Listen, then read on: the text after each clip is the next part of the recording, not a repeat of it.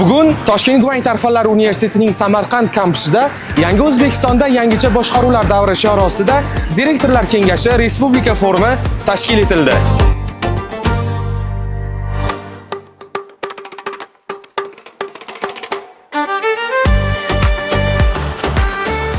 Opening our university as new branch of Toshkent University and all of you will have good time with us and will remember this. Have a good time. Thank you. Nice to see you.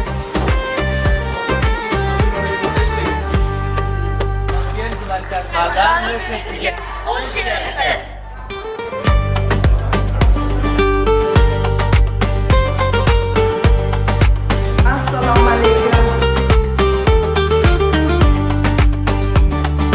Yordam kerak bo'lsa mana biz beramiz.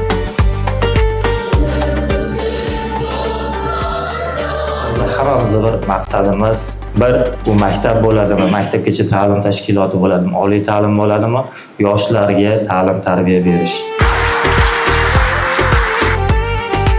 Qaysi hududda yaxshi rahbar, oqil, dono bo'lsa, o'sha jamoada sog'lom muhit, sog'lom raqobat shakllanadi.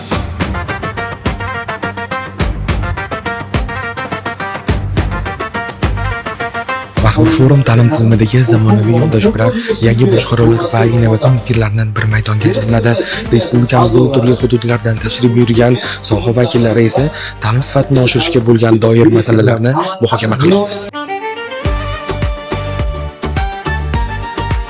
Barcha ustozlarimiz kelajakda o'ziga ishongan va mamlakatimizning oliy maqsadi nima ekanligini aniq ko'ra oladigan, meni maqsadim ham mamlakatim maqsadi bilan bog'liq deb o'zi his qilib ishlaydigan pedagoglarimiz o'tiribdi. Ilm, tajriba va zamonaviy yondashuvga ega bo'lgan bu forum kelajak ta'limi uchun muhim qadam hisoblanadi. Toshkent gumanitar fanlar universiteti ta'lim bu taraqqiyot, sifatli ta'lim esa rivojlanish kafolatidir.